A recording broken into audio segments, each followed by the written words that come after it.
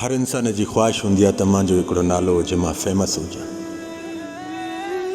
नाले जे लाइ इंसान खे वॾी तकलीफ़ूं ॾिसणी पवंदियूं आहिनि, मुश्किलातूं ॾिसणी पवंदियूं आहिनि, जिदोजहद करणी पवंदी आहे। ईअं नालो ठाहिणु सवलो हुजे हा न त इहे अरबपति करोड़पति जेके घुमनि था तव्हांजे आॾो, इहे गाॾियुनि में केरु क्रॉस करे विया, इन्हनि जो नालो आहे?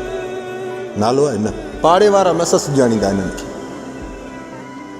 नाले जे लाइ इंसान खे वॾी मुश्किलातूं ॾिसणी पवंदियूं, नाले जे लाइ जिदोजहद करणी पवंदी आहे। कहिड़ो बि इंसानु फेमस आहे न, कहिड़ो बि फेमस आहे, चाहे वज़ीर आज़म छो न हुजे, तव्हां उन खां पुछा कयो त कहिड़ी कहिड़ी हालातुनि खां गुज़रियो आहे तूं। ख़ुदा जो कसम जे करे चए मां ख़ुशियुनि ते चढ़ियो आहियां त मुंहिंजे सर खे कटे रखिजो। इहे फेमस इंसान, नाले वारा इंसान, इहे वॾी तकलीफ़ न ऐं अज़ियतनि खां गुज़रंदा आहिनि, जिदोजहद कंदा आहिनि, तन्हाई पसंदि कंदा आहिनि। तव्हांखे ज़रे जे बराबरि बि मुश्किलात थी अचे, ख़ुदि जो सोचींदा आहियो, जल्दबाज़ी जो सोचींदा आहियो, जज़्बात में अची ग़लति क़दम बि खणंदा आहियो। पोइ ईअं नालो कीअं ठहे?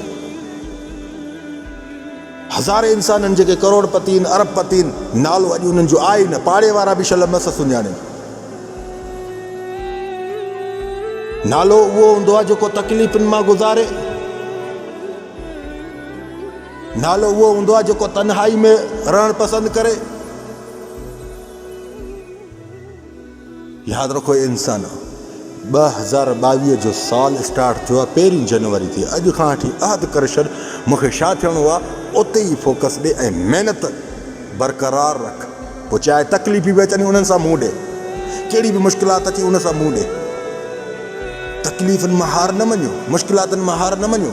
इहे वक़्त बुरा बि ज़रूरु आहिनि, इन बुरनि वक़्तनि खां गुज़रंदो तॾहिं तव्हांजी कामयाबी जी सीढ़ी नज़र ईंदी, साम्हूं ॾाकण नज़र ईंदी, त उन ते चढ़ण जी कोशिशि कंदे तूं।